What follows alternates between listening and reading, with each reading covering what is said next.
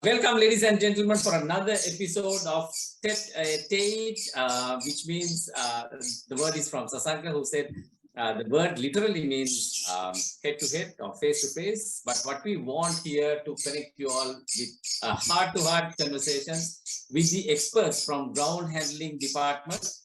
Ground handling is almost the largest department, even if we take the aviation industry and the airline. But the stories are yet untold. So we are here to unfold the stories so it becomes interesting. Today I have Sasanka De Silva, an expert, a veteran in the aviation industry, has been with Sri Lankan Airlines, with PIA and Oman Air. And I also have Avanti. Avanti was with Air Lanka, Avanti Ranatunga. We are going to learn a new area, that is the lounge operation, one of those glamorous departments in the ground handling. Sasanka and Avanti, welcome to the show. Hi. Thank you. Sasanka, let's start with you quickly. Okay, can you tell us about yourself and how long you've been in the industry, and a little bit of how you moved from all these airlines? Yeah, okay. I started in 1980, early part of 1980, to be exact, 5th of February, 1980. And we had a group of 50 people. And that was the early stage of Air Lanka, not Sri Lankan, Air Lanka. So I remember when we went to the airport, they were taken aback. They were not expecting this many people to come. So we actually, those days it was customer services department, not ground operations.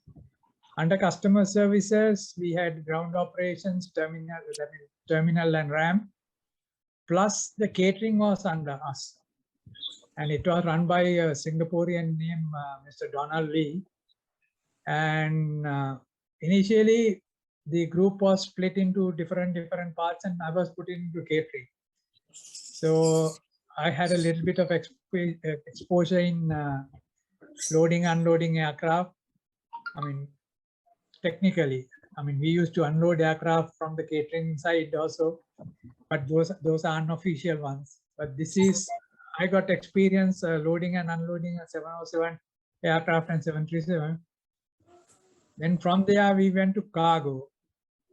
I worked few months in cargo, and then we moved to terminal. Few weeks in terminal, especially the documentation, they are rolling out passenger manifest and all that one. Then I went to ramp and I got hooked to ramp. I don't know, maybe the noise, the weather, all that one. I got hooked to that, so I preferred to stay in ramp. When the time came to decide who will go where, actually I was put to cargo. And now recently, my batchmate, Janaka Munasinghe, he retired from Sri Lankan Airlines as a cargo manager. He said, can we swap places? I said, yeah, most certainly. So Janaka went to cargo and I went back to terminal, the ramp operation. Worked there for 4 years. And in November 1984, I got an opportunity to go to Oman. Not an opportunity.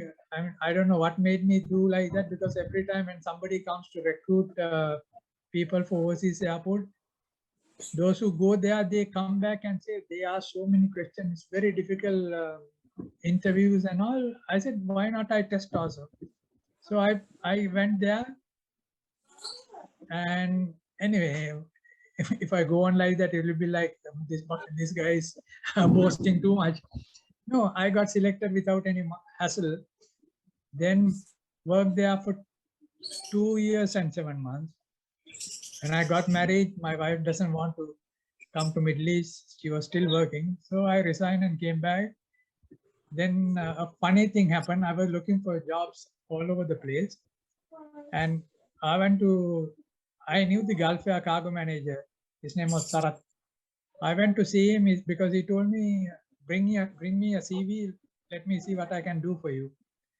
So I took a CV and I gave it to him. Then he said, did you hear that news? I said, no. You remember Anand? The PIA guy, there was a guy who used to work for Pakistan Airlines. He died in the Maradana bomb explosion. Immediately, now I'm looking for a job. And immediately that came into my mind. Okay, he's dead now, there should be a vacancy. So I told Sarath, let me go and see PIA and see whether I can find something there. Sarath told me, no, don't go today. They will say, you are a mini kaka. Anyway, I gave my CV to Sarath and I got into the bus. As those days, the PI office was in Kolpiti. As we passed the Kolpiti, I don't know what made me think getting down. I got down, I went and told I want to see the country manager. Then the secretary was a beautiful young girl, and she asked me, what is the reason that you want to? You know, we were that time, we were young and all, I was a little reluctant to say that I'm unemployed and all. But later I changed my mind. What she will not, if they say no, she will not see me again. So I said, I'm looking for a job. And beside him, there was another guy on the phone, and he was a former finance manager. Then immediately interrupted his call and he asked me, have you got a CV with me? I said, yes. I gave him the CV, he walked into the country manager's office. 2 minutes later, he came out and asked, when can you work? So this is how I got into PIA. And I worked there for almost 7 years. But the PIA is very poor paymasters, to say publicly. Anyway, I struggled. A daughter came in, then the finances become a little bit of harder than what it was, because my wife stopped working and she prefers to stay at home and, you know, homemaker rather than working and looking after daughter and all that fun. So one day I remember Praneeth came and asked, do you want to rejoin Omania? I said, why not if opportunity comes? Then he said, give me a CV. I have a bundle of CVs printed out, and anybody asks, I give it to him. Even a beggar comes and asks, I give it to him. So I gave it to him, he took it, and then I think he spoke to Hala. And next thing I knew was I got my NOC and ticket and all that one, no interviews, nothing. And I went back in 1994, 1st of May 1994, me, Stephen, then Dilantha, and Taran, 4 of us went there. All the others had to have the interviews, but since I had my records, they did not interview me. I was just absorbed. And the first thing my RAM manager told me when I went to see him, he said, okay, thank you for coming, but don't try to leave like the last time. I said, no, this time, unless you throw me out, I will not go. And to my word, I retired in 2018, and then only I left. This is how it is. All right, so that is the reason that you were glued into Oman, because you had a short span on your first round. Yeah. I don't know. Oman was, I mean, since you have been there, even it's a very friendly place. Even recently, I got an opportunity to work in Saudi Arabia. Somebody recommended me.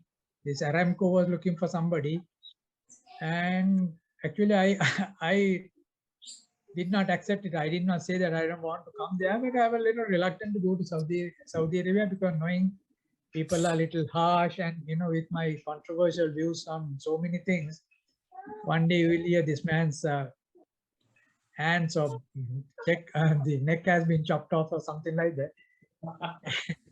Anyway, I gave that opportunity to somebody, and I think he's doing well over there.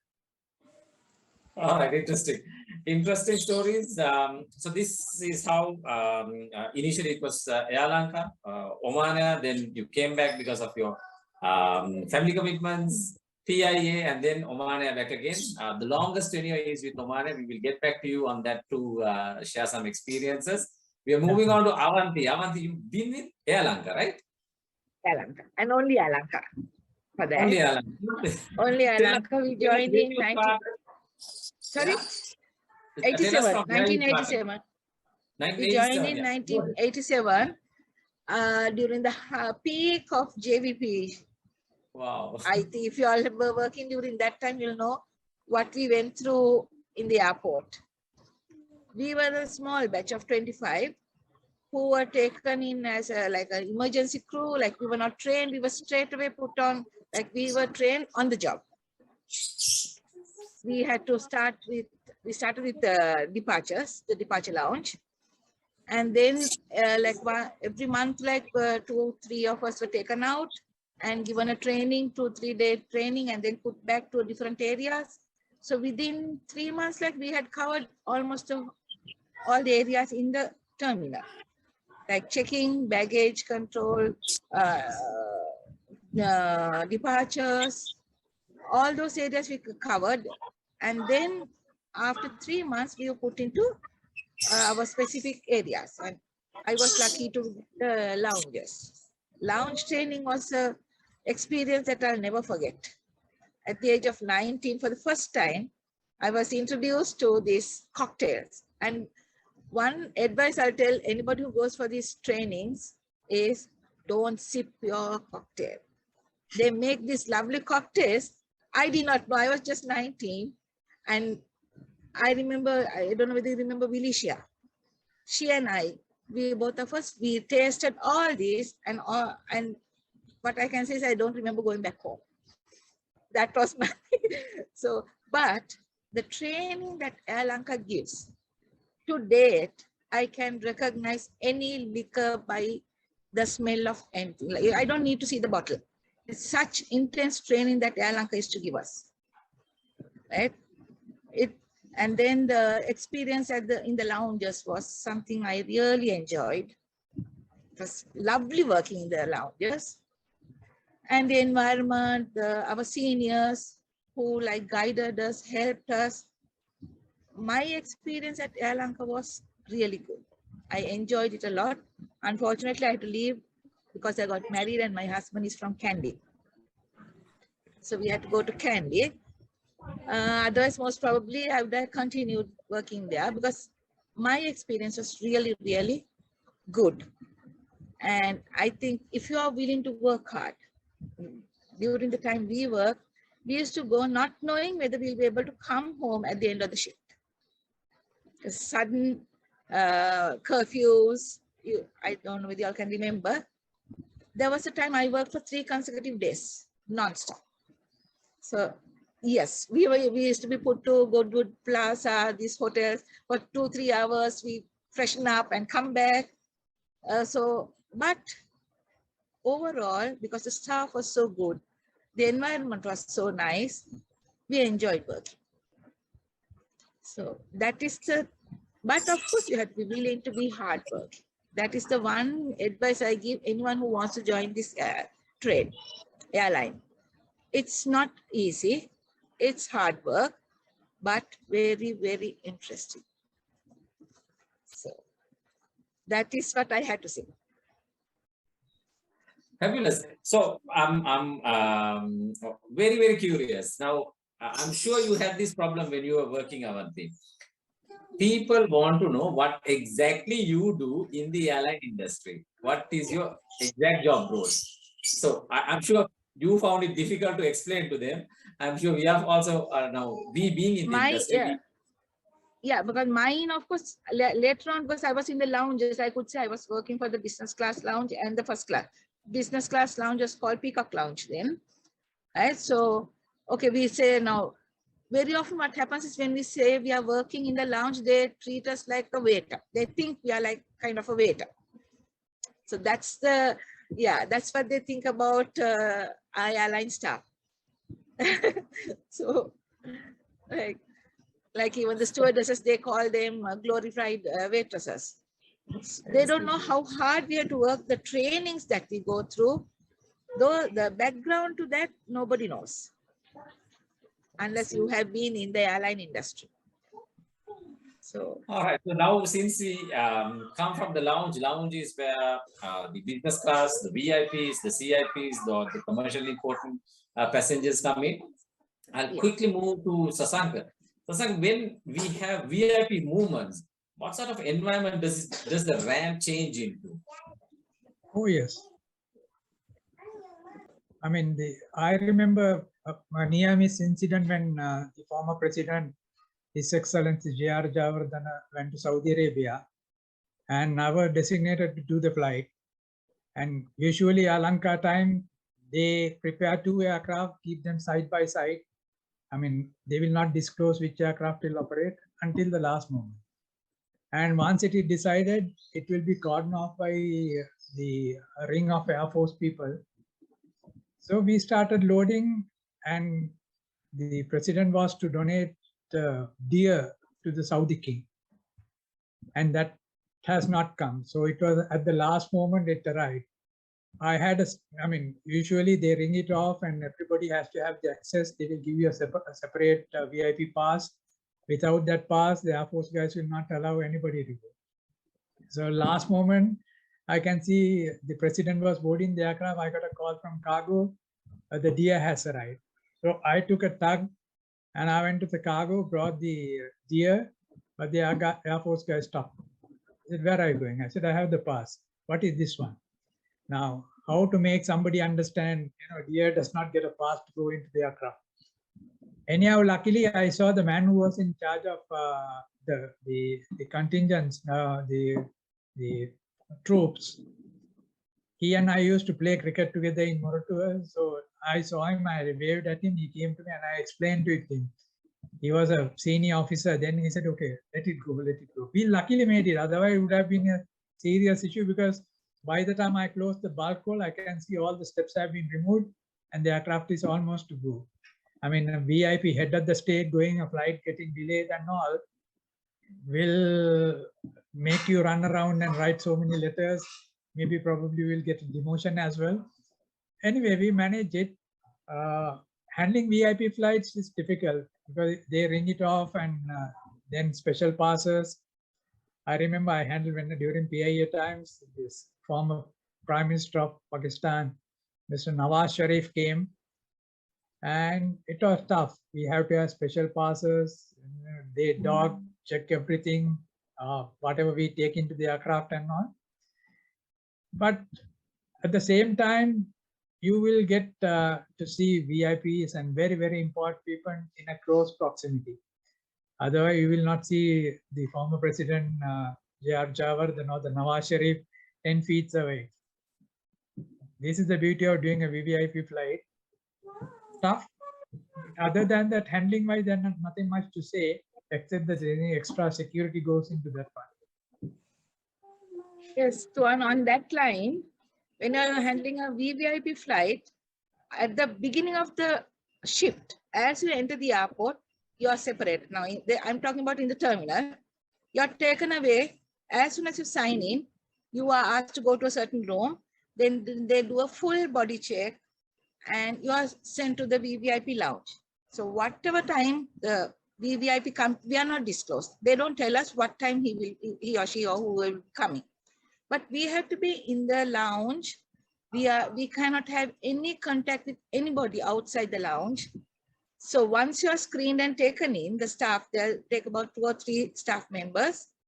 And I have stayed 1 full day. And at the end of that particular day, the flight was delayed, one particular time when President Premadas was traveling. Even when my shift ended, I couldn't leave because I was screened and kept there. So I had to stay on. And we could not inform anyone. So my parents were scared because I did not return in the transport. No one knew, but we had no access. We were not allowed to have any outside contacts once you're screened and put here.